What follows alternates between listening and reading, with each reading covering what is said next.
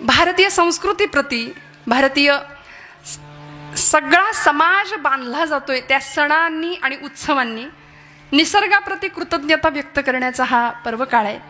श्रावणधारा बरसतायत आणि या पर्वकाळावर बघता बघता म्हणजे 1, 2 आणि 3रं वर्ष या उत्सवाचं, या महोत्सवाचं आणि ज्ञानेश्वरी पारायणाचं, ही परंपरा 100 वर्ष पुढच्या पिढीने चालवावी अशा सदिच्छा आणि शुभेच्छा या नारदांच्या गादीवरनं देते. 3रं वर्षच नव्हे तर 300 वर्षाची मोठी परंपरा या उत्सवाला लाभावी. आणि हा मारुतीराय दास्य भक्तीचं अत्यंत श्रेष्ठ असं उदाहरण आहे. त्यामुळे भक्ती कशी करायची, सेवा कशी करायची हे सांगण्याकरता आज ज्ञानोबरायांच्या अभंगाचा थोडासा स्पर्श, आपल्या चिंतन स्पर्श करायचा आहे. माऊलींना काय म्हणायचं हे आपण नाही सांगू शकत, कारण ज्ञानोबराय ज्ञानियांचे शिरोमणी आहेत, कैवल्य साम्राज्य चक्रवर्ती आहेत, ज्ञानियांचा राजा असलेले ज्ञानोबराय. विश्वाचं आर्त ज्यांनी स्वतःच्या हृदयात सामावलं, विश्वाचे आर्त माझ्या मनी प्रकाशले, अवघेची झाले देह ब्रह्म, असे ज्ञानोबराय. साच आणि मवाळ मितुले आणि रसाळ शब्द जैसे कल्लोळ अमृताचे, म्हणून या भूमीवरती ब्रह्मविद्येचा सुकाळ ज्यांनी केलाय. 12व्या शतकामध्ये नेवाशाच्या मंदिरामध्ये ज्ञानोबरायांचे शब्द घुमले. सच्चिदानंद बाबांनी ते लिहून काढले. बाबांनी लिहून काढले नसते, ज्ञानोबरायांनी शब्द मुखातून काढले नसते, तर तुमच्या माझ्या घरात आज ज्ञानेश्वरी आली नसती. पुढच्या काळात संतश्रेष्ठ एकनाथ महाराजांनी प्रतिशुद्ध केली नसती, तर तुम्हाला आम्हाला ज्ञानेश्वरी मिळाली नसती. म्हणून आज तुमच्या माझ्या जीवनामध्ये पडणाऱ्या सगळ्या प्रश्नांची सार्थ आणि समर्पक उत्तरं जर कुठं मिळतील तर ते कीर्तनात आणि संत वाङ्मयामध्ये. विठ्ठल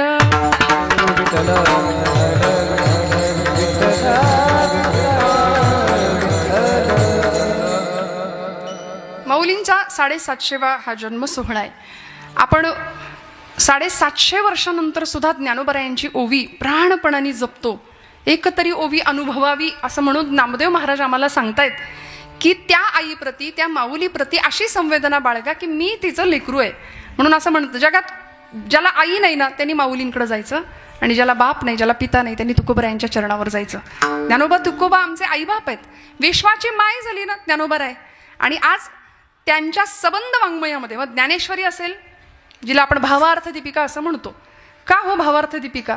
माऊलींनी भाव जाणलाय, भाव. बरं, गीतेवर फक्त ज्ञानोबांनीच टीका नाही केली, गीतेवर टीका करणारे असंख्य मंडळी आहेत. गीतेवर पंत साहित्यामध्ये वामन पंडित नावाचे एक कवी होऊन गेले, त्यांनी टीका केली आणि गीतेवरच्या टीका भाष्याला नाव दिलं होतं यथार्थ दीपिका. म्हणाले त्या यथार्थ दीपिकेचा आता मुखपृष्ठ सुद्धा कुठं बघायला मिळत नाही, इतकी ती दुर्मिळ आहे. गीतेवरती अजून टीका कोणी केली? विनोबा भावे. त्यांच्या आई म्हणायच्या, विनू मला ती अवघड असलेली भगवद्गीता कळत नाही रे, मला जरा समजून सांग. आणि मग आईसाठी सेवाभावानी विनोबा भावेंनी गीतेवरची टीका लिहिली आणि तिला गीताई नाव दिलं. गीताई माय माझी, मी तिचा बाळ नेणता, असं म्हणून गीताई माऊली म्हणाले आणि गीताई नावाने टीका केली. अजून सांगते, या स्वातंत्र्याच्या महोत्सवामध्ये, यज्ञामध्ये, भारतीय स्वातंत्र्यासाठी ज्यांनी खूप मोठं बलिदान दिलं, सरकारचं डोकं ठिकाणावर आहे का असा जळजळीत लेख ज्यांनी लिहिला, आणि स्वराज्य हा माझा जन्मसिद्ध हक्क आहे असं म्हणणारे लोकमान्य टिळक. टिळकांनी मंडालेच्या तुरुंगामध्ये गीता रहस्य लिहिलं. पण एवढं सगळं जरी आमच्या आजूबाजूला असलं तरी आज महाराष्ट्र संस्कृतीच्या गाभाऱ्यामध्ये माऊलींची ज्ञानेश्वरीच बसवली. याला कारण माऊलींची भगवद्गीता भावार्थ दीपिका म्हणून ज्ञानेश्वरीच्या रूपाने प्रगट झाली आहे. विठ्ठल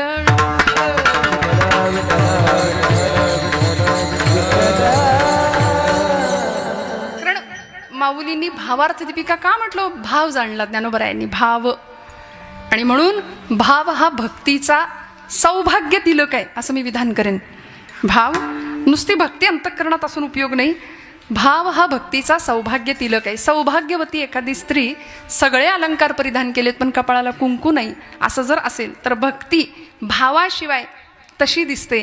म्हणून भाव हा भक्तीचा सौभाग्य तिलक आहे. त्यामुळे माऊलींनी भाव जाणला, विश्वाचं आर्त, विश्वाचं दुःख स्वतःच्या हृदयात घेतलं, जगाची माय होण्याचं भाग्य अनुभवलं. आणि एवढंच नाही, साक्षात महाविष्णूचा अवतार हो. ती अक्षरे नवती देखा ब्रह्म साम्राज्य दीपिका, अर्जुनाला विचित कळिका प्रगटली असे.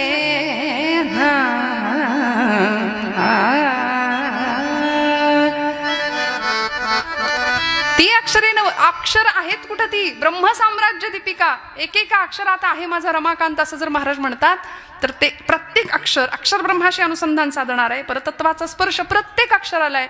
म्हणून ज्ञानेश्वरांची ज्ञानेश्वरी उघडताना सुद्धा आईच्या मांडीवर आपण बसलो इतक्या प्रेमाने उघडावी, इतक्या प्रेमाने एक एक पान उलगडावं. आपण नुसतीच पारायण करतो. मी कुणाची निंदा नाही करत आहे बरं का, पण का जुनी मंडळी म्हणायची पारायण का करायचं. देगलूरकर महाराज जुने म्हणायचे पारायण का करायचं, कुठपर्यंत करायचं. एकाने विचारलं महाराज पारायण कुठपर्यंत करायचं. ते म्हणले नारायण भेटेपर्यंत. पारायण कुठपर्यंत करायचं, जोपर्यंत नारायण भेटेल. पारायणाचा उद्देशच आहे नारायणाची प्राप्ती, जीवनाचा उद्देशच आहे भगवंताची प्राप्ती. कारण आपण काय करतो माहिती, अखंड बोलत राहतो, ऐकायची तयारी नाही. हां, आज कुणी कुणाचं ऐकेन, आमचं भाग्य आहे 2 तास आपण आमचं ऐकताय, आमचं भाग्य हे आमचं म्हणजे या गादीमुळे आमचं भाग्य आहे. अनादी काळापासून चालत आलेली ही परंपरा नाही तर कुणी कुणाला विचारत नाही हो. आज लेकीच्या अंगावरून तुकडा वळून टाकावा तसं स्वागत माझं मंडळ कुटुंबियांनी केलंय. म्हणजे हे कशाचं भाग्य आहे, हे माझं नाही, हे ज्ञानोबा तुकोबांची ही पुण्याही आमच्या पाठीशी लागली. म्हणून आज इतकं प्रेम महाराष्ट्राचं आणि इतकं प्रेम आपल्या सगळ्यांचं मिळतं. हे संतांचे उपकार आहेत आपल्या सगळ्यांच्या वरती. आज आम्ही इथं जमलो बसलो, हे जन्मोजन्मी आम्ही बहुपुण्य केले, तेव्हा या विठ्ठले कृपा केली. एका जन्माचं नाही असं कुणीच समजू नका की मी कीर्तन केलं म्हणजे हे माझ्यासाठी आणि आम्ही कीर्तन ऐकलं, आम्ही कीर्तनात चाल गायली, आम्ही कीर्तनात वाजवलं नाही. तूची श्रोता वक्ता ज्ञानासी अंजन सर्व होणे जाणे तुझ्या हाती. तुझी या सत्तेने बस वेद सुद्धा त्याच्या सत्तेने जर बोलतात. श्रुती नेती नेती म्हणती गोविंदुरे. श्रुती म्हणाल्या न इति तो कसा आहे कळतच नाही. मग त्याचं आम्ही गुणगान गाणारे कोण. आमच्या मुखातनं बोलतोय तो, आमच्या मुखातनं वाजवतोय तो, सगळंच करतोय. तुका म्हणे मज बोलवी तो देव अर्थ भाव गुह्य तोची जाणे. आणि मग काय करते ही कथा, कीर्तन काय करतं, कथा सुख करी कथा मुक्त करी, कथा सुख करी कथा मुक्त करी, कथा सुख करी कथा मुक्त करी, कथा सुख करी कथा मुक्त करी.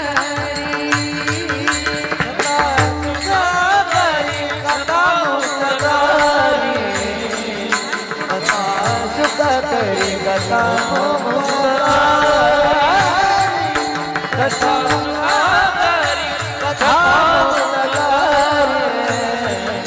कथा सुख करी कथा मुक्त करी,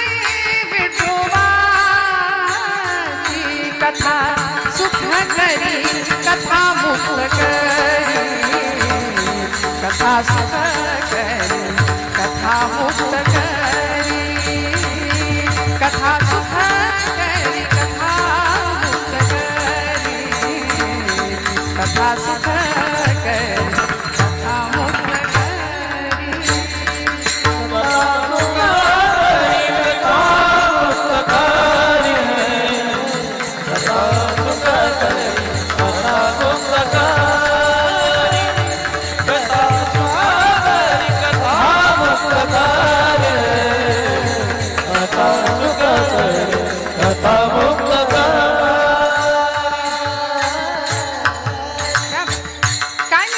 कीर्तन भक्तीतनं सुखाचा अनुभव मिळतो. जगातली सगळी सुख इथं या मंडपात असतात बरं का.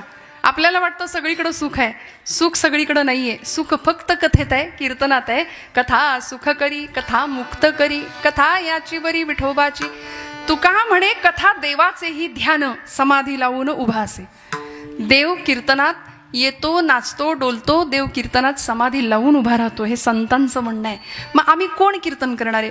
म्हणून मी श्रोत्यांना सुद्धा नेहमी सांगते, जेव्हा कीर्तनात आपण बसताना तेव्हा अत्यंत श्रद्धेने बसा.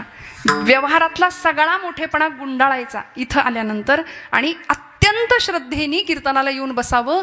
त्यामुळे श्रद्धावान लभते ज्ञानम तत्पर संयतेंद्रिय. श्रद्धावान माणसाला ज्ञानप्राप्ती आणि ज्ञानवान माणसाला मोक्षप्राप्ती. विठ्ठल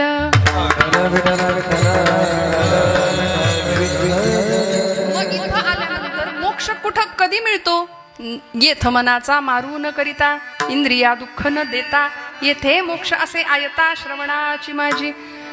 कुठंही जंगलात जायला संतांनी सांगितलं नाही, देहदंडन करायला सांगितलं नाही, काहीच नाही. नका करू म्हणाले. हे ज्ञानोबाराय स्वतः सांगतात.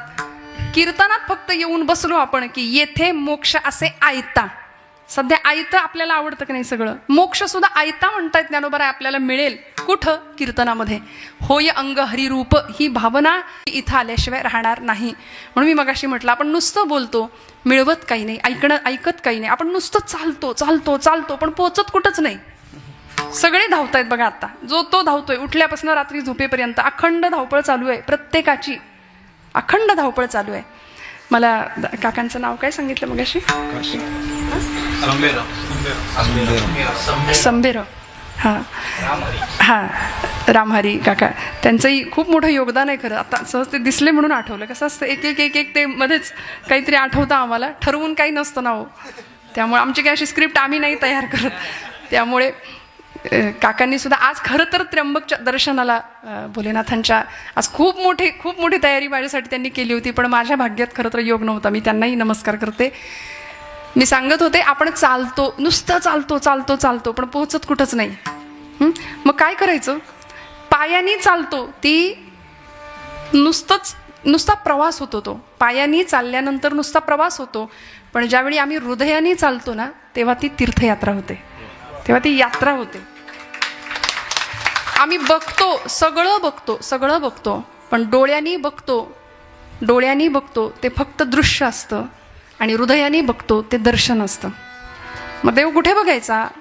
देव हृदयाच्या डोळ्यांनी बघावा लागेल. डोळियांचा डोळा लेवविला जेणे, लावी आले लेणे स्वानंदाचे.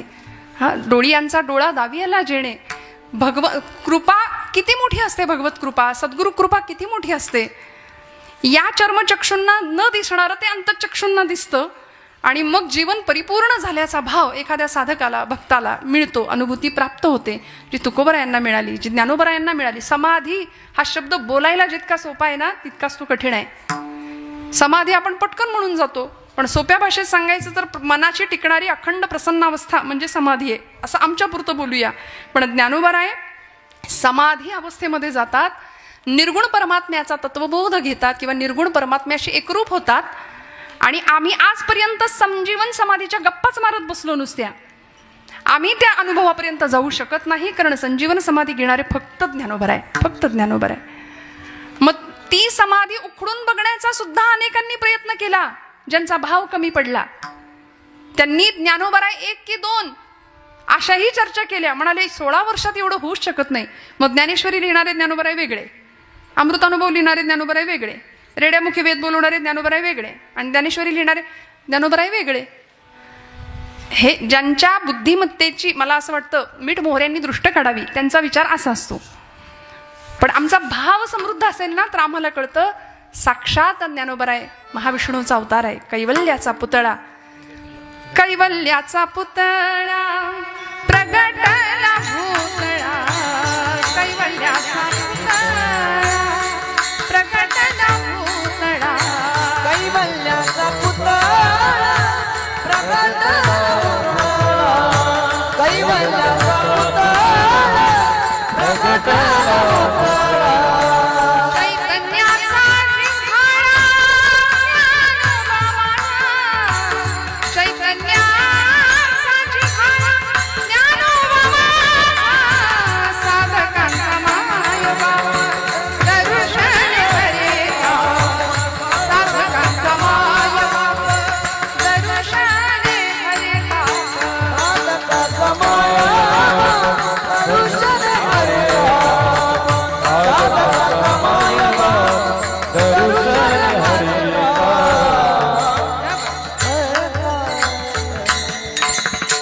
सर्वभूती सुखरूपा ज्ञानोबा माझा, साधकांचा मायबाप दर्शन हरेता. दर्शन मात्र, नुसतं दर्शन जरी झालं ना ज्ञानोबरायांचं, तरी आमचं हृदय हे लावून निघतं बघा. अर्धून मिलित नेत्र आहे माझ्या ज्ञानोबरायांचे.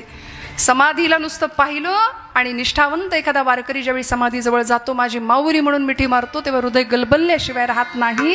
आणि खरंच माऊली म्हटलं तरी आमचं हृदय अंतःकरण हेलावतं. आणि जर हेलावत नसेल, हृदयाला पान्हा फुटत नसेल, तर आम्ही माणूस नाही. कारण एका हरिपाठासाठी, एका ज्ञानेश्वरीसाठी, अमृतानुभवासाठी, चांगदेव 65साठी, असंख्य विरहिण्या, असंख्य अभंग, या सगळ्यासाठी 1000 वेळा ज्ञानोबरायांचे पाय पकडले तरी ते कमी ठरणार आहेत. एवढे उपकार आहेत आमच्यावरती ज्ञानोबरायांचे, तुकोबरायांचे. या सबंध वाङ्मयातून, सबंध महाराजांची गाथा असेल, नाथांचं भागवत, समर्थांचं दासबोध, मनोबोध, हरिपाठ, या सगळ्याच वाङ्मयातनं तुम्हाला मला एक सुंदर असं पथप्रदर्शन केलं.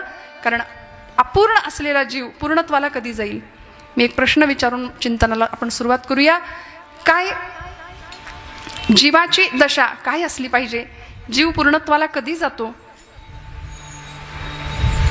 नदीचं मूळ स्वरूप काय आहे?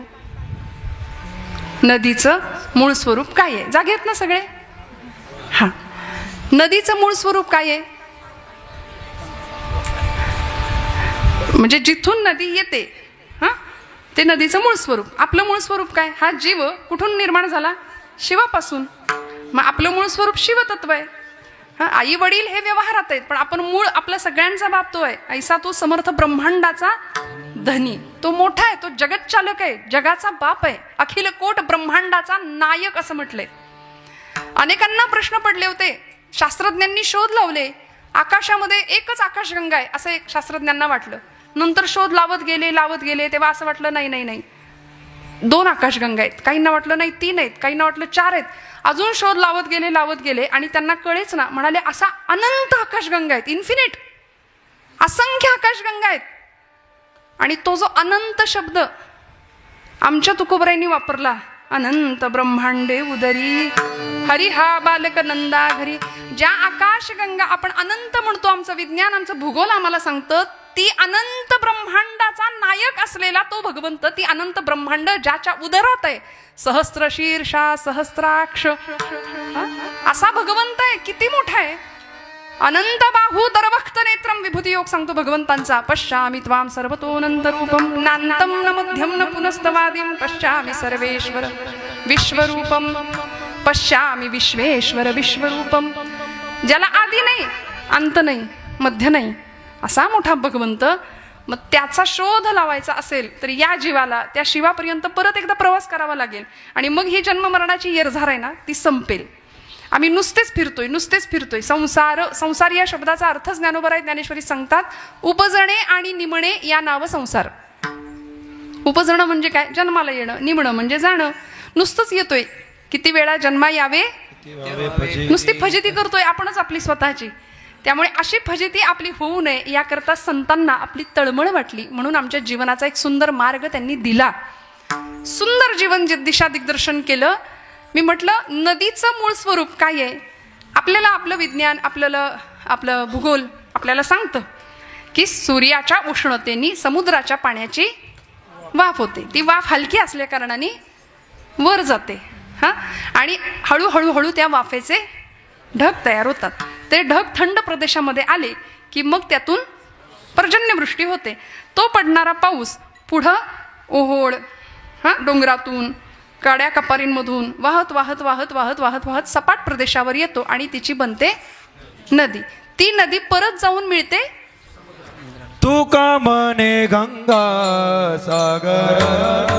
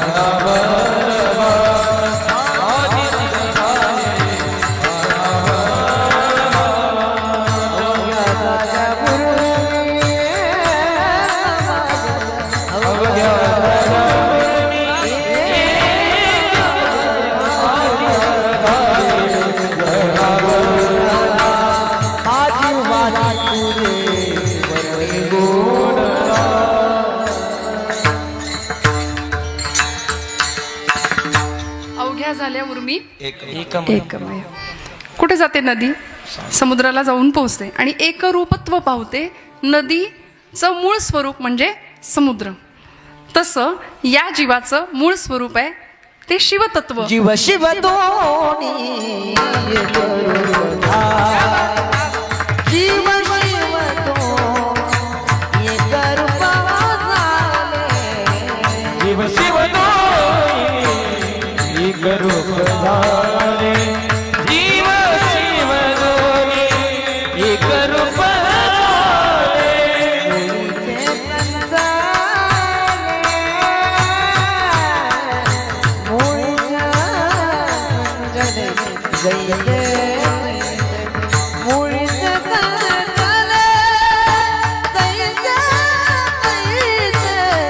हरिमुखी गाता हरिमुखी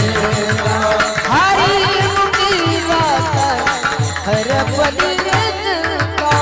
हरिमुखे गाता हरपली चिंता. हरिमुखे गाता हरपली चिंता. हरिमुखी गाता हरपली चिंता. जीवाशिवाचं ऐक्य ज्यावेळी संतांनी अनुभवलं त्यावेळी मी म्हणजेच देव आहे असा अनुभव संतांना प्राप्त झाला. आणि हा अनुभव ज्ञानोबरायांनी घेतला. भूतत्वाशी एकरूप झाले. विठ्ठल विठ्ठल विठ्ठल विठ्ठल विठ्ठल विठ्ठल विठ्ठल विठ्ठल विठ्ठल विठ्ठल विठ्ठल. तरी आपलं शांततेत चाललंय बरं आहे. हां असं माऊली म्हणतात आम्हाला मूळ स्वरूपामध्ये पोहोचायचंय. बरं, मग त्याकरता उपास्य देवता निवडली विठ्ठल रखुमाई. जे जगाचा बाप आहे, जगाची माय आहे, पांडुरंग परमात्मा विटेवर 28 युगांपासून तिष्ठत उभे आहेत. त्या पंढरीनाथाला आपलंसं केलं. हां, ज्ञानोबरायांनी इतकं आपलं केलं की तो पांडुरंग परमात्मा जीवीचा जीवलग झाला ज्ञानोबरायांच्या. हां, माझ्या जीवीची आवडी पंढरपुरा नेईन गुढी. गोविंदाचे गुणी वेधले पांडुरंगी मन रंगले. त्यामुळे भगवान परमात्म्याला आपलं म्हटलं आणि तो जीव त्या शिवाशी एकरूप होण्याकरता कटिबद्ध झाला, सिद्ध झाला. आणि मग जीवीची या जीवा प्रेम भावाची या भावा. तुझं वाचुनी केशवा अनुनावडे. जीवे अनुसरणी अजूनी कान ये. लढा लागला त्या चैतन्याचा. त्यामुळं चित्ताला मिळणारी चैतन्याची अत्यंत सुंदर अनुभूती माऊली घेतात. शेवटचं चरण घ्या. देवी वरू विठ्ठली ओ. देवी वरू विठ्ठली ओ.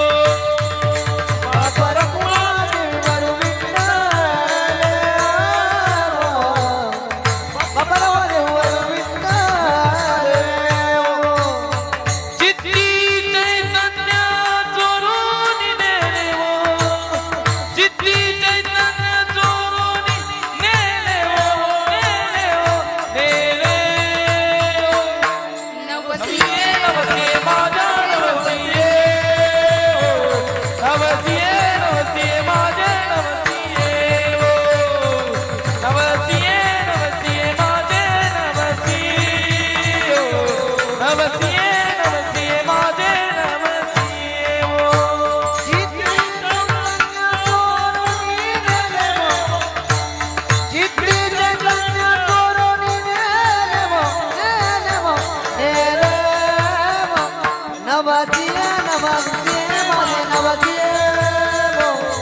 नवसिये नवसिये माझे नवसिये ओ. नवसिये नवसिये माझे नवसिये ओ. नवसिये नवसिये माझे नवसिये ओ. विठ्ठल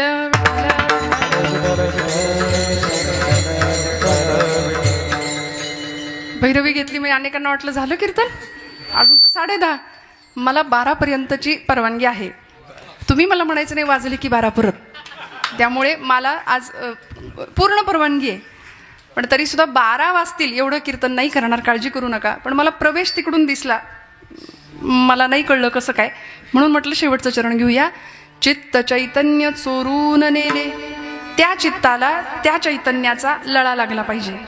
आम्हाला भगवंताची आवड लागली पाहिजे, जी माऊलींना लागली. आणि ज्ञानोबरायांनी किती आस करावी त्या चैतन्याची, किती आर्ततेने त्याला बोलावावं.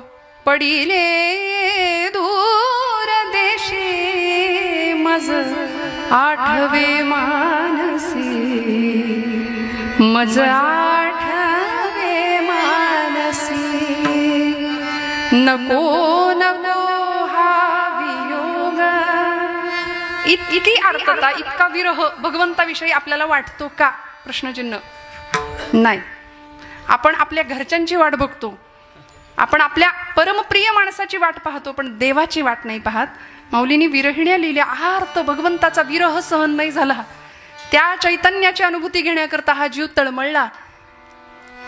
आणि मग नको नको हा वियोग, कष्ट होता ते जीवासी. गरुड वाहना गंभीरा, ये गा दातारा. बाप रखुमा देवी वरू, बाप रखुमा देवी वरू. श्री विठ्ठला विठ्ठला श्री विठ्ठला. इतकी वाट बघावी, इतकी वाट बघावी. आणि मग एखाद्या वेळी तो भगवंत असा एखाद्या सुगंधाच्या रूपाने यावा. गोकुळातल्या गोपींना भास व्हायचे तसे. कुणाचे हो? कृष्ण परमात्म्याचे. अचानक एखादा सुगंध यायचा आणि वाटायचं गोकुळात परत कृष्ण आला की काय. मग एखाद्या विरहिणीने, एखाद्या गवळणीने म्हणावं की माझा भगवंत कसा आला. अवचिता परिमळू झुळकला अणुमाळू, अवचिता परिमळू झुळकला अणुमाळू. अवचिता परिमळू झुळकला अणुमाळू, अवचिता परिमळू झुळकला अणुमाळू. मी म्हणे गोपाळ आला गे माये, अवचिता परिमळू झुळकला अणुमाळू, अवचिता परिमळू झुळकला अणुमाळू. किती भगवंताची आस असावी, आपल्याला तशी आस नसते. आता हे फक्त बोलायला सोपं आहे, पण रामकृष्ण परमहंसांना एकाने विचारलं की देव कधी भेटेल, देवाची वाट कशी बघायला पाहिजे, किंवा देवासाठी किती तळमळ असली पाहिजे, आणि देव कशाने प्राप्त होईल. रामकृष्ण परमहंस त्यांच्या शिष्याला घेऊन गेले गंगेच्या काठी पाण्यामध्ये, आणि जवळजवळ गळ्यापर्यंत पाणी यावं इतक्या खोलपर्यंत नेलं. त्याचं डोकं असं घेतलं आणि पाण्यात बुडवलं. शेवटी नाकातोंडात पाणी जाऊन तो त्यांचा शिष्य गुदमरायला लागला, जीव तडफडायला लागला. त्यावेळी म्हणला, ठाकूर मला मारता की काय, मरेन मी. त्यांनी हात सैल केला आणि म्हणाले, श्वासासाठी जितका तडफडलास तितका देवासाठी ज्या दिवशी तडफडशील त्या दिवशी देव भेटेल. विठ्ठल विठ्ठल विठ्ठल विठ्ठल विठ्ठल विठ्ठल. म्हणून शिवाला भेटण्याची जीवाची किती ओढ असली पाहिजे आम्हाला ज्ञानोबराय शिकवतात. आणि म्हणून संजीवन तत्वाचा स्पर्श माऊली घेतात. नामा म्हणे माझा बाप समाधिस्थ, नामा म्हणे माझा बाप, नामा म्हणे आता लोपला दिल कर, बाप ज्ञानेश्वर समाधिस्थ. माऊलींची समाधी ही भल्या भल्यांनी, नामदेव महाराजांनी तर अख्ख्या समाधीचं वर्णन केलंय. सकल संतांनी आज आम्हाला ज्ञानोबरायांचं चरित्र म्हटलं तरी काय ज्ञानोबरायांनी मिळवलं. 16 वर्षाच्या लेकराला जगाने काय दिलं, पण अमृताची संजीवनी उतू घालवली या भूमीमध्ये, या महाराष्ट्र भूमीमध्ये. महाराष्ट्र सारस्वताला इतकं सुंदर मराठी भाषेचं अलौकिक देणं देऊ केलं ज्ञानोबरायांनी. माझा मराठाची बोलू कौतुके परी अमृता तेही पैजा जिंके, ऐसी अक्षरे रसिके मेळवीन. ज्या माय मराठीचा गौरव ज्ञानोबराय करतात 750 वर्षापूर्वी, ती माय मराठी. आज आपण माऊलींची ज्ञानेश्वरी तुकोबरायांचा अभंग घेतला की आमचा आऊर अभिमानाने भरून आला पाहिजे. येत नाही ही वेगळी गोष्ट आहे. आमच्या इथल्या नवीन पिढीने संतांचे ग्रंथ हातात घेतले पाहिजेत. मी नेहमी एक विधान करते, जीवन जगण्याची कला शिकण्याकरता कुठेही जायची गरज नाही. सगळ्यात मोठे काउन्सिलर जर कोणी असतील, समुपदेशनाचं काम जर कोणी केलं असेल तर ते आमच्या संतांनी केलंय. सगळ्या प्रश्नांची उत्तरं आमच्या ग्रंथांमध्ये आहेत. किती आर्ततेने त्या भगवंताला बोलवावं आणि हळूच ती एखादी गोपी विरहिणी भगवंतांना पाहण्याकरता जाते. चाचरती चाचरती बाहेरी निघाले आणि अचानक तो दिसला की ठकची मिठेले काय करू अवचिता परिमळू झुळकलाळू माळू. इतका भगवंताचा लळा लागावा आणि मग या चित्ताला त्या चैतन्याचा अनुभव मिळावा. आता आम्ही सगळी सामान्य माणसं आहे. एवढ्या मोठ्या अवघड शब्दामध्ये आम्हाला कसा परमार्थ कळायचा? आम्हाला परमार्थाचा अर्थ कळायला वेळ लागतो, आम्हाला अर्थाचा परमार्थ लगेच कळतो. थोडंसं उलट तेच शब्द आहेत, काय बोलले वेगळं. त्यामुळे आमचा अर्थार्जनासाठी जगणं जास्त चालू आहे, अर्थपूर्ण जगण्याकडे कल कमी आहे. आम्हाला संतांनी अर्थपूर्ण जगायला शिकवलंय. जीवनाचा अर्थ मिळाला पाहिजे, जीवनाची कला आम्हाला सापडली पाहिजे. काही चेहऱ्यांकडे बघितलं तर आपण कपड्याला इस्त्री करतो इथपर्यंत ठीक आहे, माणसं चेहऱ्याला पण इस्त्री करतात. कुणाच्या घेण्यात नाही, कुणाच्या देण्यात नाही, बघायचं नाही, इकडे तिकडे बोलायचं नाही, काहीच कुणाशी घेणं देणं नाही, अशी माणसं असतात. चेहरा बघावा तर चेहऱ्यावर कायम बारा वाजलेले. मी इथलं सांगत नाही, इथं सगळ्यांचे छान प्रसन्न चेहरे आहेत. आमचं ठरलंय, म्हणजे आम्ही पुणेकर माणसं आहे, त्यामुळे इकडचं तिकडे सांगू फार तर, पण इथलं इथं नाही सांगायचं. पुण्यातल्या काही गोष्टी इकडे सांगायच्या. माऊलींनी अहो आमच्या पुण्याचा गौरव केलाय. पुण्याची गणना कोण करी, वाटलं काय तुम्हाला? तुम्ही जागेत ना? काय म्हणले ज्ञानोबराय? पुण्याची गणना कोण करी. तसं काही डोक्यात ठेवू नका. माऊलींनी तुमच्या माझ्या पुण्याची गणना कोण करेल जेव्हा आमच्या मुखात हरिनाम असेल असं वर्णन केले हरिपाठामध्ये. त्यामुळे या सबंध वाङ्मयातून माऊलींनी आम्हाला आजचा जो अभंग आपण निरूपणाकरता घेतलाय ना, अभंग 3च चरणांचा जरी असला ना तरी सुद्धा अभंगाचा आवाका अर्थकक्षा खूप मोठी आहे, खूप. ज्ञानोबरायांसारखीच विशाल आहे. विश्व माऊली आहे ना, ज्ञानोबरायांसारखीच विशाल आहे. पण अभंग सोडवता येत नाही. तुम्ही म्हणाल मग काय करताय तुम्ही आता? अभंग सुटूच शकत नाही. मी नेहमी एक विधान करते की अभंग सुटला तेव्हाच म्हणता येतं जेव्हा कीर्तन करता करता देह पडला. अभंग सुटत नाही. माऊलींना काय म्हणायचंय, तुकोबरायांना काय म्हणायचं, आम्ही काय सांगणार अल्पवाणीनी, काय सांगणार शब्दांची बाष्कळ बडबड. पण फक्त आपण त्या चिंतन स्पर्श किंवा त्या अभंगाच्या अर्थाची आपण पूजा बांधायची. म्हणून कीर्तन एकट्याचं नसतं, कीर्तन सगळ्यांनी मिळून करायचं असतं. कीर्तन सगळ्यांचं असतं बरं का. म्हणून कीर्तनामध्ये फक्तच एका कुणाला वर्गाला स्थान नाही. यारे यारे लहान थोर याती भलती नारी नर सगळ्यांचे आहे यथा अधिकार. सगळ्यांनी मिळून कीर्तन करायचं. आणि या महाराष्ट्र भूमीचं संचित असं आहे, महाराष्ट्र संत मांदियाळीमधल्या प्रमुख स्त्री संत मालिकेमध्ये ज्यांचं नाव आहे अशा आमच्या जनाबाई आईसाहेब. कीर्तनातला अधिकार एवढा मोठा होता. आज या काळामध्ये महिलांनी कीर्तन करायचं की नाही यावर चर्चा चालल्यात. पण त्या काळामध्ये आमच्या जनाबाई पंढरपूरच्या वाळवंटामध्ये ज्या दिवशी नामदेव महाराजांचं कीर्तन रंगतं त्यावेळी चाल कुणी म्हणायची हा अधिकार वाणीने नामदेव ज्ञानदेवांना सांगतात. जनी म्हणे बोला ज्ञानदेवा अभंग, असा अधिकार आहे जनाबाईंचा, असा अधिकार आहे आमच्या संत मांदियाळीचा. त्यामुळे अशा चित्ताला चैतन्याचा अमृत तत्वाचा जर स्पर्श आमच्या चित्ताला लाभायचा असेल तर भगवंताकडं आम्हाला काय मागावं लागेल? कारण ही अनुभूती देणारा भगवंतच आहे. मग त्याच्याकडे आम्हाला काय मागावं लागेल किंवा एक सबंध अर्थाने मनाची भावना काय असली पाहिजे? अभंगाचं प्रथम चरण. तुझी सेवा करी नमो भावे, तुझी सेवा करी नमो भावे, तुझी सेवा करी नमो भावे, तुझी करीन मनोभावे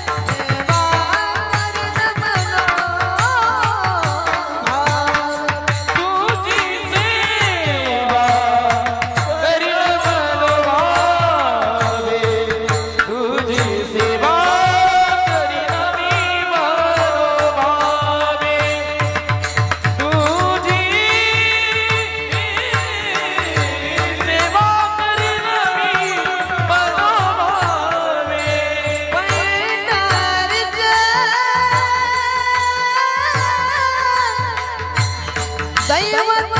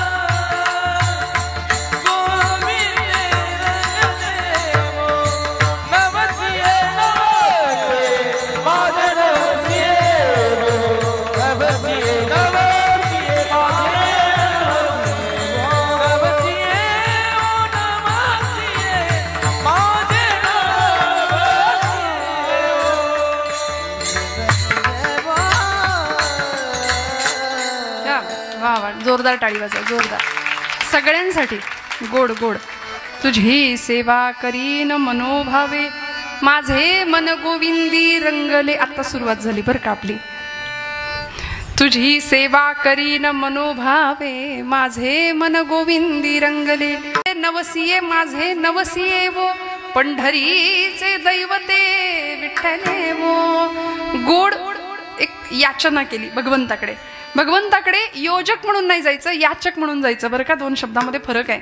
दुर्योधन आणि अर्जुन या दोघांमध्ये फरक हा होता. देवाकडे दोघंही गेले होते युद्धासाठी मदत मागण्याकरता, पण दुर्योधन योजक म्हणून गेला होता आणि अर्जुन याचना घेऊन गेला होता. देवाकडे याचना करावी. ज्यावेळी दुर्योधनाला भगवंतांनी सांगितलं की मी बाबा दोघांना मदत करणार आहे, पण माझ्या मदतीचे दोन वाटे करणार आहे. एका बाजूला माझं सगळं शस्त्र सैन्य आणि माझी सेना असेल, नारायणी सेना, आणि दुसऱ्या बाजूला मी एकटा उभा असेन. मी हातात शस्त्र धरणार नाही, युद्ध करणार नाही. बोला कुणाला काय पाहिजे. दोघं तयार होते. हा दुर्योधन पक्का होता. तो म्हणाला देवा तुला घेऊन काय करू, तू हातात शस्त्र धरणार नाही, युद्ध करणार नाही, तिथं काही पंगत वाढायची आहे, तू नकोच मला. हे अभक्ताचं लक्षण आहे. देवाकडून आपण मागतो पण देव मागत नाही. आणि संतांनी देवाकडून नाही मागितलं, देव मागितला. दुर्योधन म्हणाला नको तू मला, तुझी सेना दे सगळी. तो सेना घेऊन निघून गेला. आणि अर्जुनाला कुत्सितपणे भगवंत व्यंगात्मक विचारतायत, अर्जुना अरे मी हा असा हातात शस्त्र नाही धरणार, युद्ध नाही करणार, ती सेना सगळा दुर्योधन घेऊन गेला, तू काय करणार मला घेऊन. पण अर्जुनाला माहिती होतं आणि भगवंत चिडवत होते अर्जुनाला, अर्जुना हार निश्चित है तेरी हरदम रहेगा तू उदास. हार निश्चित है तेरी हरदम रहेगा तू उदास. अरे माखन तो दुर्योधन ले गया, केवळ छास बची तेरे पास. घेऊन गेला तो, आता काय करणार काय. पण अर्जुन निष्ठावंत भक्त होता. सेवेचा भाव त्याला माहिती होता. भगवंताला सांगितलं देवा जीत निश्चित है मेरी, जीत निश्चित है मेरी, दास नहीं हो सकता उदास. जीत निश्चित है मेरी, दास नहीं हो सकता उदास. अरे माखन लेकर क्या करूं जब माखन चोर है मेरे पास. काय मिळतं सेवेचं फळ, काय मिळतं. माऊलींनी आम्हाला हा भाव सांगितला. भगवंताच्या चरणावर भाव अर्पण करूया. तुझी सेवा करीन मनोभावे माझे मन गोविंदी रंगले. बस. आणि मग त्याच मनाला छंद सुद्धा लागावा. गोविंद गोविंद गोविंद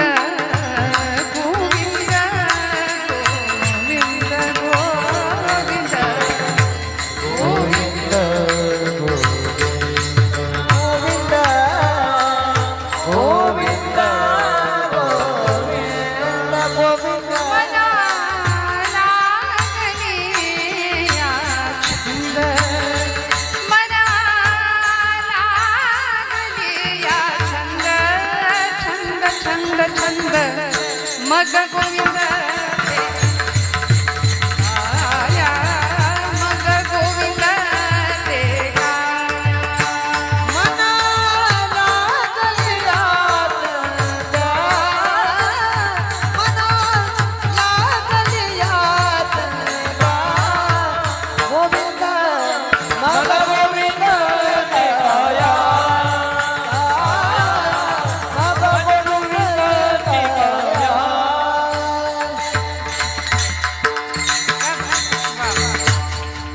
मनाला छंद लागावा भगवंताचा.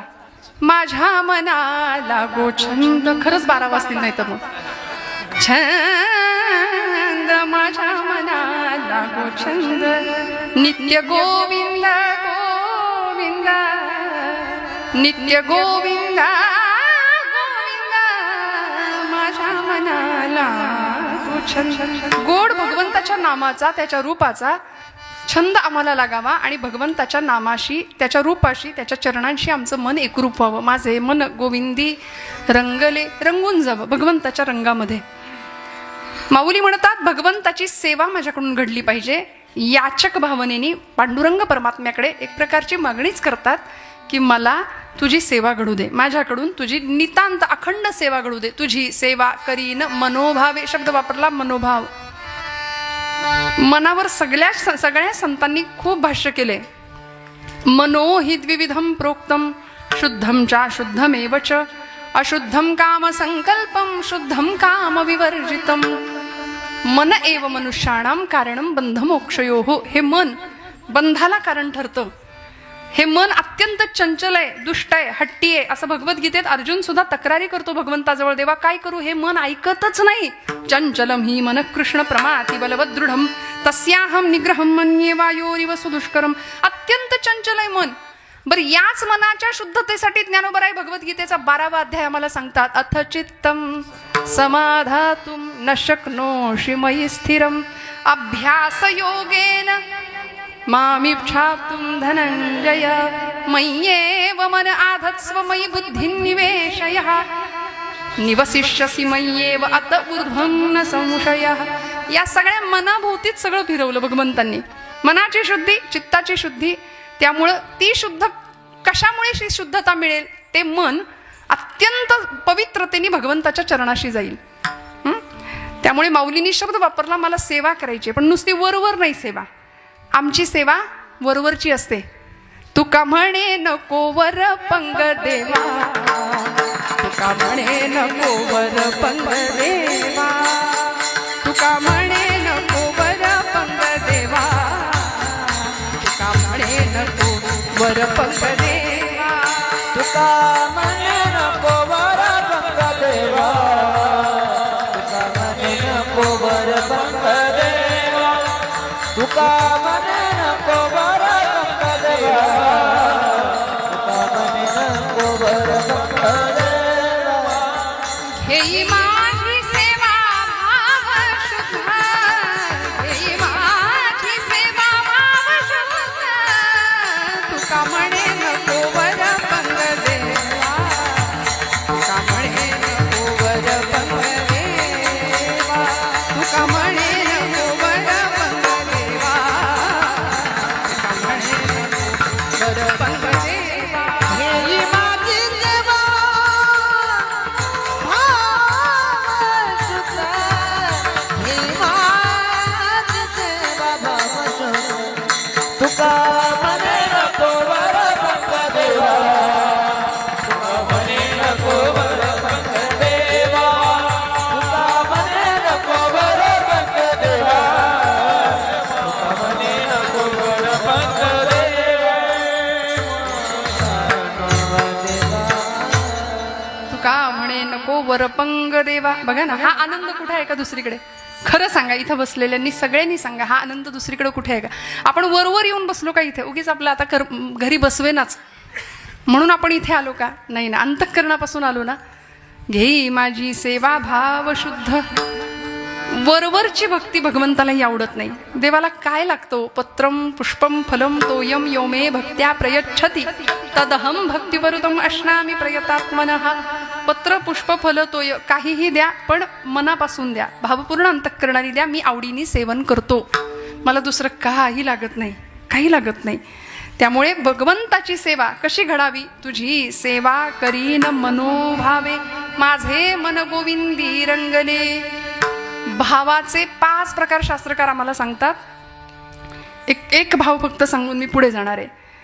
अनेक प्रकारचे भाव आहे. शांत भाव आहे, दास्य भाव आहे, सख्य भाव आहे, वात्सल्य भाव आहे आणि माधुर्य भाव आहे. विठ्ठल विठ्ठल.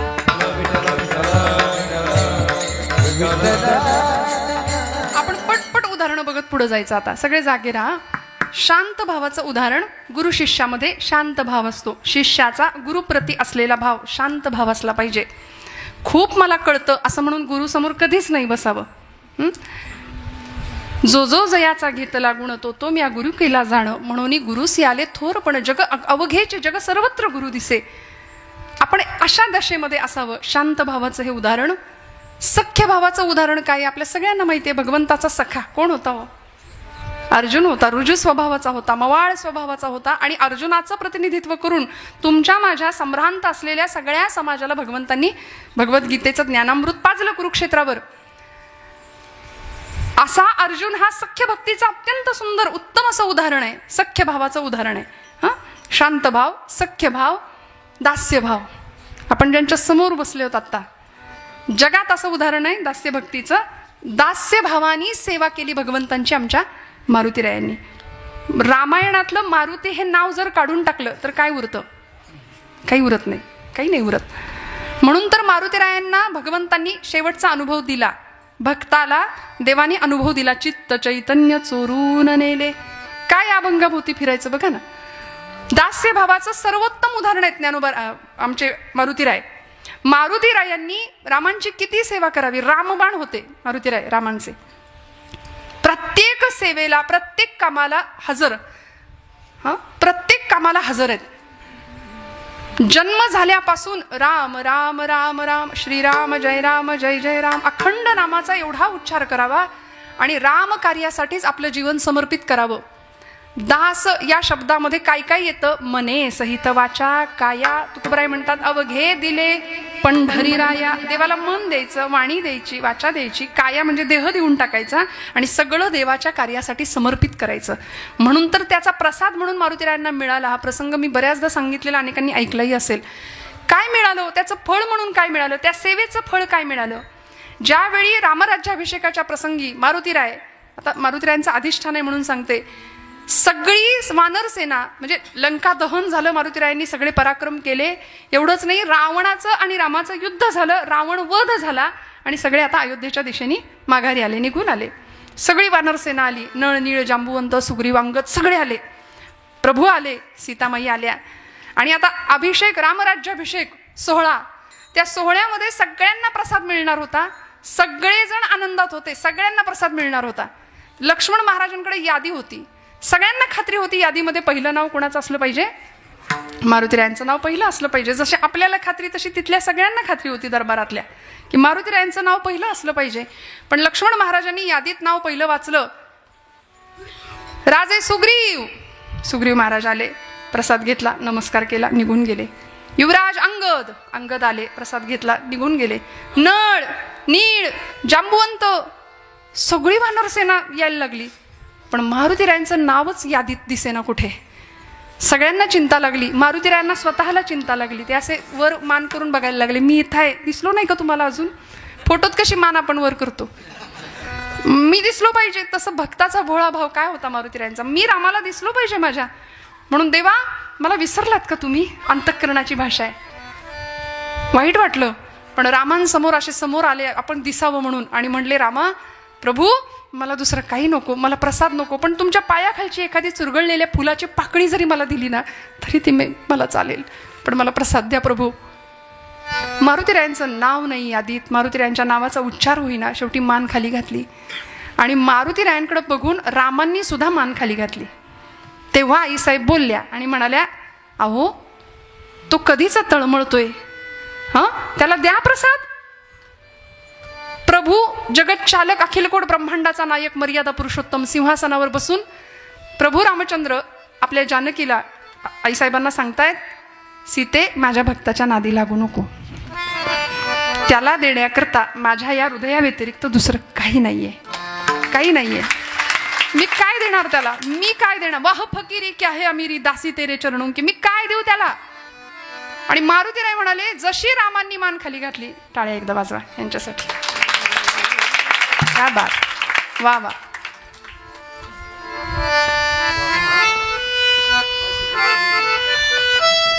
बॅकग्राऊंड म्युझिक लागतं की नाही आपल्या सगळ्यांना? सिरियलचा जमाना आहे सगळ्यांना. मग क्या बात. आणि जसं मारुतीरायांना कळलं की प्रभू पाहतायत माझ्याकडे पण मान खाली घातली, तसं मारुतीराय म्हणले, देवा आता माझ्या या देहाकडे तुम्हाला बघावंसं पण वाटत नाही, जातो म्हणाले माघारी. म्हणून मान वळवली आणि निघाले माघारी. आणि निघाले तेवढ्यात मारुती इकडे या असा आवाज दिला आईसाहेबांनी. सीतामाईंना नाही राहवलं. अक्षरशः लहान लेकरू जसं उड्या मारत जातं ना आईकडं, तसे गेले, धावत गेले आणि म्हणले माझा बाप विसरला पण आई नाही विसरली. म्हणून एरवी रामांच्या बाजूला बसणारे मारुतीराय आता पार्टी पक्षच बदलला, आईकडे बसले. आता तरी वेळ लागतो का पक्ष बदलायला, नाही का? पण मारुतीरायांचा भाव वेगळा होता. आईजवळ बसले आणि सीतामाईंनी मारुतीरायांच्या डोक्यावरून असा हात फिरवला. म्हणले, मारुती किती कष्टलास, किती श्रमलास, किती झिजलास रे. तू जर नसतास तर कसं झालं असतं हे सगळं. तू नसतास तर अहिरावण महिरावणाच्या तावडीतनं आम्हाला कुणी सोडवलं असतं. तू नसतास तर समुद्र उल्लंघण्याचं पराक्रमी कार्य कुणी केलं असतं. तू नसतास तर लंकेचं दहन कुणी केलं असतं. तू नसतास तर माझा शोध कुणी घेतला असता. तू नसतास तर प्रभूंची मुद्रिका मला कुणी आणून दिली असती. तू नसतास तर रामायण झालंच नसतं. तू नसतास तर लक्ष्मण मूर्छित झाले होते. द्रोणागिरी पर्वत कुणी आणला, अख्खं मेडिकल स्टोअरच आणलं होतं उचलून. घ्या म्हणले तुम्हीच यातलं शोधून. काय झालं असतं तू नसतास म्हणून असं डोक्यावरनं हात फिरवला आणि हा घे प्रसाद म्हणून गळ्यातला रत्नांचा कंठा जो प्रभूंनी दिला होता भेट म्हणून तो काढला. एक एक रत्न पृथ्वी मोलाचं होतं. ते दिलं आणि मारुतीरायांकडे दिलं. इतका आनंद झाला मारुतीरायांना. बाप विसरला, माझी आई नाही विसरली, मला प्रसाद मिळाला. आणि तो कंठा घेऊन नाचत उड्या मारत, कारण त्या प्रत्येक रत्नातनं पुढे राम सीता दिसत होते असंख्य रूपामध्ये. आनंदाच्या भरामध्ये मारुतीराय आले बाहेर आणि काही क्षण गेले, काही क्षण निघून गेले आणि धाडकन आवाज आला. तसा एक पहारेकरी धावत आला. म्हणले, आईसाहेब तुम्ही दिलेला प्रसाद फोडला त्यांनी बाहेर जाऊन. आईसाहेबांनी बोलवून घेतलं. म्हणाले, का रे मारुतीराय असं का केलं? काही म्हणाले, कारण तिथं गेल्यानंतर ते चित्र बाहेरचं वेगळं दिसायला लागलं. राम सीता दिसतच नव्हते त्याच्यातून. समोर काही वेगळं दृश्य, झाडं झुडपं दिसायला लागली. आईसाहेब आणि माझा बाप प्रभू मारुतीराय रामचंद्र दिसेना म्हणून फोडलं. त्यात राम नाही म्हणून फोडलं. आणि ज्यात राम नाही ते मला नको म्हणाले. आईसाहेब म्हणाले, एवढं राम राम राम करतोस? खरंच मारुतीराय इतकं प्रभूंवर प्रेम आहे? आणि मग त्या प्रसंगामध्ये सगळ्या दरबाराला काय, सगळ्या जगाला अवाक करून सोडेल ही मारुतीरायांची भक्ती. छाती विदीर्ण केली आणि सगळ्या जगाला राम सीतेचं दर्शन घडवलं. म्हणाले, आईसाहेब रामच काय, तुम्ही सुद्धा आहात म्हणाले माझ्या हृदयामध्ये. किती प्रेम करावं, काय द्यावं भगवंतांनी या प्रसंगामध्ये. आता प्रभूंना राहवलं नाही. इतका वेळ सिंहासन सोडलं नव्हतं रामांनी आणि आता रामप्रभू उठले, धावत गेले आणि कडकडून मिठी मारली मारुतीरायांना. वाल्मिकी रामायणामध्ये वाल्मिकी सांगतात की या प्रसंगामध्ये रामप्रभू मारुतीरायाला विचारतात, मारुतीराय सांगा आता तुम्ही कोण आहात. हे जे दृश्य आहे ना ते जीवाशिवाच्या भेटीचं आहे. चित्त चैतन्य चोरून नेले. इतकं सुंदर दृश्य. आपण कुणीतरी जुन्या मंडळींनी कधीतरी हा फोटो पाहिला असेल. रामांचं मस्तक मारुतीरायांच्या खांद्यावर आहे आणि मारुतीरायांचं डोकं रामांच्या खांद्यावर आहे. असं मिठीचं त्यांच्या भेटीचं एक दृश्य. अलीकडे ते दिसत नाही, चित्र दुर्मिळ झाले, पण कधीतरी शोधा, खूप सुंदर चित्र. त्यावेळी प्रभू बाजूला झाले आणि म्हणाले, मारुतीराय सांगा आता तुम्ही कोण आहात, तुम्ही कोण आहात. मला माझ्या हृदया व्यतिरिक्त तुला द्यायला दुसरं काही नाही, मी मलाच तुला देऊन टाकतो. आणि मग मारुतीराय सांगतात, देह पातळीवर जर हा प्रश्न तुम्ही मला विचाराल असाल तर देह बुद्ध्या तुदा सोहम. तुम्ही वाजवताय मग तेच सूर आता. जीव बुद्ध्या त्वदंशकः आत्मबुद्ध्या त्वमेव अहम् इति मे निश्चिता मती. देहबुद्ध्या तो दासोहम. देह पातळीवर मी तुमचा दास आहे. जीवबुद्ध्या त्वदंशकः. जीव पातळीवर मी तुमचाच अंश आहे. आणि आत्मबुद्ध्या त्वमेव अहम. आत्मपातळीवर जर तुम्ही हा प्रश्न मला विचारत असाल तर मी म्हणजे तुम्ही आणि तुम्ही म्हणजे मी. हा अनुभव मिळाला. कशाचं फळ? तुझी सेवा करीन मनोभावे माझे मन गोविंदी रंगले. सेवेचं फळ मिळालं. आणि देवाच्या हृदयात, देवाच्या घरात शिरायचं जर काही दार असेल ना तर ते एकच आहे. ज्ञानोबराय सांगतात, जो द्या ज्ञानाचा कुरुठा तेथ सेवा हा दारवंटा तो स्वाधीन करी सुभाटा ओळगोनी. देवाच्या घरात शिरण्याचं दार जर कुठलं असेल तर सेवेचा दारवंटा माऊली सांगतात. आणि ही सेवा भल्या भल्यांनी केली. देवभक्तांनी केली, देशभक्तांनी केली, धर्मभक्तांनी केली, राष्ट्रभक्तांनी केली. 32व्या वर्षी इंद्रायणी भीमेच्या काठी मृत्यूला निधड्या छातीने सामोरे जाणारे राज्याचे धाकले धनी सेवाच होती धर्माची. जीवाची प्राणाची पर्वा नाही केली. औरंगजेब 1000 वेळा सांगत होता, राजाजी मेरी बात मानो, धर्म बदला, हमारा मुस्लिम धर्म स्वीकार कर लो, कभी किसी हिंदू को न मिलेगी इतनी इज्जत आपको दे दूंगा, तमाम हिंदुस्तान की सुबेदारी आपको बहाल कर दी जाएगी, मेरी बात मानो, आप इस्लाम धर्म कबूल करो. पण संभाजीराजे वाकले नाहीत, झुकले नाहीत. देहाचे इंचावर तुकडे केले, पायापासून डोक्यापर्यंत वडू तुळापूरच्या संगमावर रक्ताच्या चिळकांड्या उडाल्या होत्या भीमा इंद्राणीच्या संगमामध्ये. पण नाही, सेवेसाठी या प्राणाची बाजी लावली, सबंध देह समर्पण केला. आमच्या मातृभक्तांनी सुद्धा, देशभक्तांनी सुद्धा इथं रक्ताचं बलिदान दिलं. 15 ऑगस्ट देशाचा स्वातंत्र्य दिन काही दिवसांनी येतोय. ही भूमी देशवीरांची, शूरवीरांची आहे. इथं रक्त सांडलं आणि इथल्या प्रत्येक क्रांतिकारकांनी, प्रत्येक देशभक्तांनी सेवेचं योगदान दिलं. माऊली देवाची सेवा सांगतात. अनेकांनी आम्हाला देशालाच देव मानलं. सावरकरांनी मातृभूमीलाच देव मानलं होतं. स्वतंत्रते भगवती, स्वतंत्रता देवीला भगवती स्वरूपामध्ये पूजलं होतं. भारत मातेला भगवती स्वरूपामध्ये पूजलं, जगदंबा स्वरूपामध्ये पूजलं आणि तिची पूजा केली, तिची आराधना केली. ज्यावेळी 50 वर्ष अंदमानची काळ कोठडी सुनावली जाते सावरकरांना, त्यावेळी बायको भेटायला येते सावरकरांची मुंबईच्या कारागृहामध्ये. यमुना त्यांचं नाव होतं. 18 वर्षाच्या होत्या, माई म्हणायचे सावरकर त्यांना. 25 वर्षाच्या आपल्या पतीला यमुना माई भेटायला जातात आणि साखळदंडांनी जखडलेला आपला पती आपल्या समोर पाहतात. काय असतं त्याग बघा. आणि 18 वर्षाच्या त्या सौभाग्यवती स्त्रीनी आपल्या नवऱ्याकडे बघावं, डोळ्यातनं टचकन पाणी आलं, पुसून टाकलं. सावरकर म्हणतात, माई ओळखलं नाही ना मला तुम्ही, कारण विलायतेहून, लंडनहून बॅरिस्टर होऊन येणार होतो असं तुम्हाला वाटलं असेल. पैसा मिळवू, थाटात संसार करू असा विचार तुम्ही केला असेल. पण नाही हो, माझी भारत पारतंत्र्यात पिचते, लाखो संसार उद्ध्वस्त होत आहेत. ते संसार सावरण्यासाठी माझी चुलबुळकी फोडून राष्ट्राचा संसार करावा असा मी विचार केला. संसार आम्ही सगळेच करतो. काट्याकुट्या जमवायच्या, घरटी बांधायची, त्याच्यात पिलांची वीण वाढवायची. यालाच जर संसार म्हणत असतील तर असा संसार चिमण्या, कावळे सगळेच करतात. मला माझ्या देशाचा प्रपंच करता आला, यात धन्यता माना, यात धन्यता माना. या प्रसंगामध्ये यमुनामाई सावरकर सांगतात, मला सगळं मान्य आहे. अंदमानच्या काळ कोठडीमध्ये तुम्हाला काय शिक्षा अनुभवायला मिळेल मला माहिती नाही, पण मी सांगेन तेवढा एक मंत्र म्हणाल का? कृष्णाय वासुदेवाय हरये परमात्मने प्रणतः क्लेशनाशाय गोविंदाय नमो नमः. हा मंत्र एकदा म्हणाल का? सावरकर म्हणाले, हा मंत्र म्हणण्यामुळे तुला बरं वाटणार असेल तर नक्की म्हणतो. पूजा अर्चा नसेल केली, तासनतास देवासमोर नसेल बसले, पण जीवनाचं तत्वज्ञान कळलं होतं. म्हणून तर जहाजातनं उडी घेण्याचं सामर्थ्य प्राप्त झालं होतं. कारण माझा आत्मा अमर आहे, देह संपणार आहे, हे गीतेचं तत्वज्ञान त्यांना माहिती होतं. नैनन छिंदंती शस्त्राणी नैनन दहती पावकः न चैन क्लेदयन्त्यापो न शोषयति मारुतः. सावरकर आपल्या पत्नीला समजावताय, माझा देह जरी निघून गेला तरी हिंदू धर्मशास्त्र आत्म्याचं अमरत्व मानतो. त्यामुळे माझा आत्मा अमर आहे. अनादि मी, अनंत मी, अवध्य मी भला, मारेल रिपू जगती असा कवण जन्मला.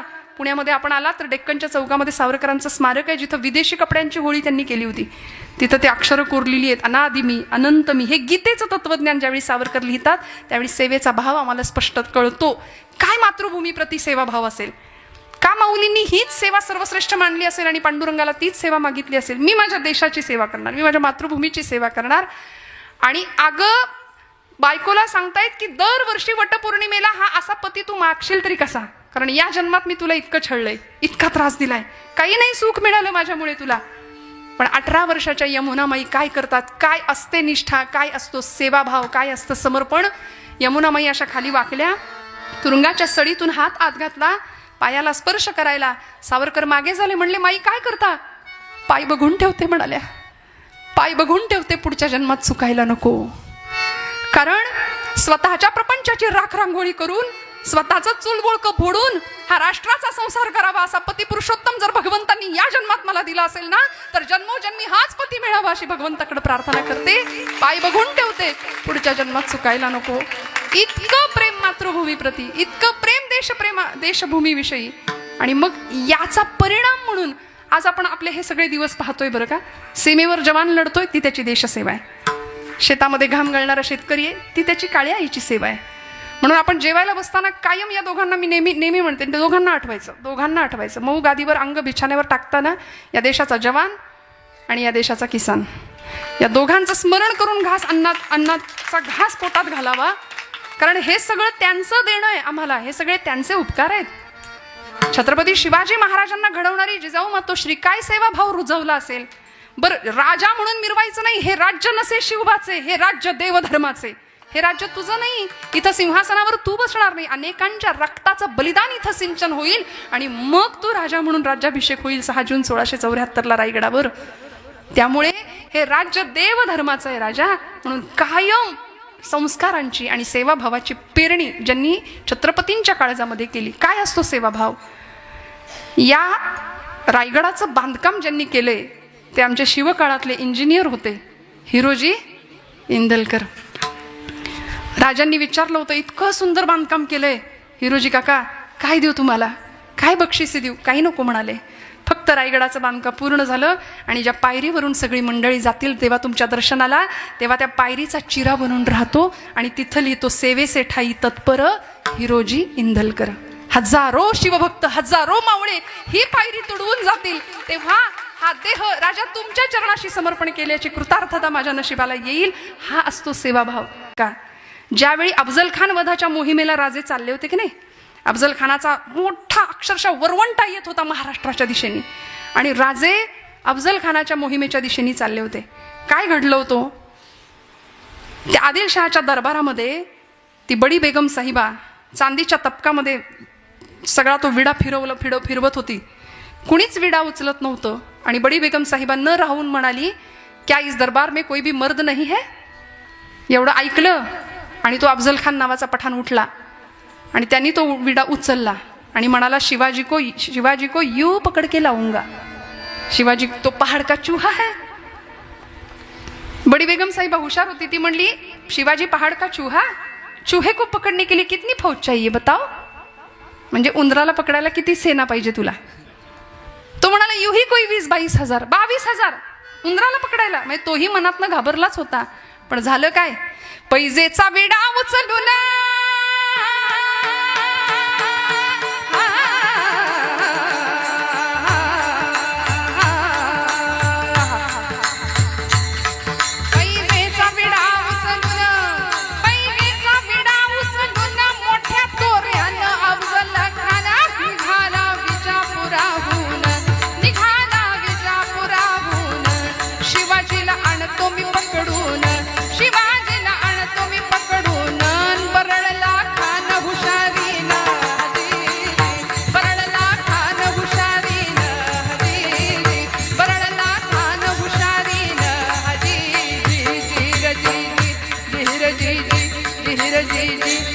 शिवाजी तो उंदीर डोंगराचा,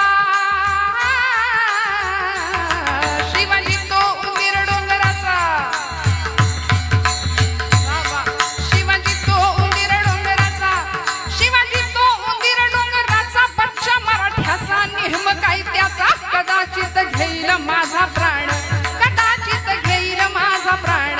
संग 20,000 सैन्य घेऊन, संग 20,000 सैन्य घेऊन निघाला मोठ्या तयारीनं, निघाला मोठ्या तयारीनं, निघाला मोठ्या तयारीनं. तुळजापूरला धडक मारली, तुळजापूरला धडक मारली, भवानी फोडली, भवानी फोडली. प्रलय मांडीला पंढरपुराला, प्रलय मांडीला पंढरपुराला. प्रजा केली हैराण रस्त्याला, येऊन पोहोचला पहावाईला, येऊन पोहोचला पहावाईला, येऊन पोहोचला पहावाईला. छत्रपती श्री शिवाजी महाराज की हर हर विठ्ठल विठ्ठल.